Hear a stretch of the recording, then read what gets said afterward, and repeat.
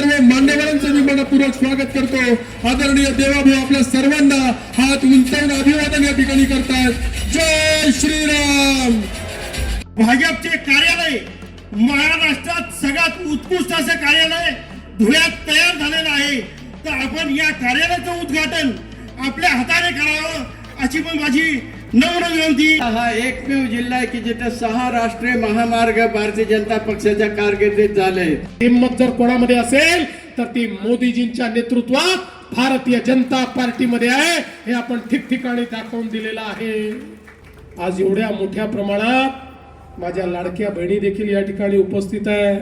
जेव्हा एवढा मोठा विजय आम्हाला मिळाला आणि महाराष्ट्रामध्ये 137 जागा एकट्या भाजपला आल्या, काही लोक म्हणायला लागले आता भाजपवाल्यांना एवढ्या जागा मिळाल्या, यांना कोणाची आवश्यकता नाही, हे आता सगळ्यात पहिलं काम काय करतील तर लाडकी बहीण योजना बंद करतील।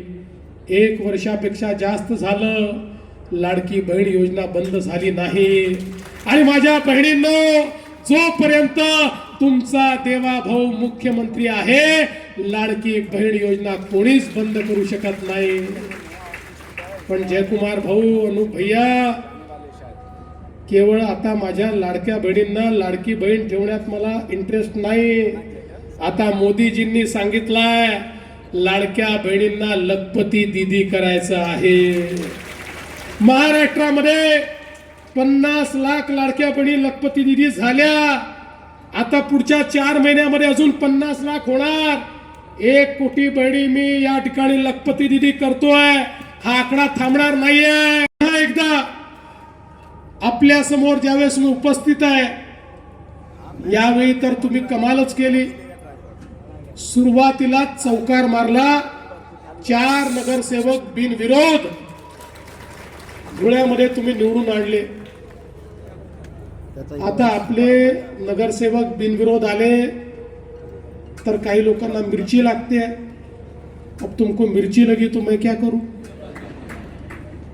अरे या ठिकाणी देशाच्या लोकसभेमध्ये 35 खासदार बिनविरोध आले आहेत, 35 खासदार, आणि त्यापैकी 33 खासदार काँग्रेसच्या काळात आले आहेत। जर खासदार त्या ठिकाणी बिनविरोध आले तर लोकशाही जिवंत। आणि धुळेकरांनी आमचे 4 नगरसेवक हे बिनविरोध दिले तर लोकशाहीचा खून झाला असं म्हणणाऱ्यांचं डोकं हे कुठे आहे हे सांगण्याची आवश्यकता नाहीये। धुळेकरांनो, तुमचे प्रेम आम्ही स्वीकारतो आणि तुम्हाला धन्यवाद देतो।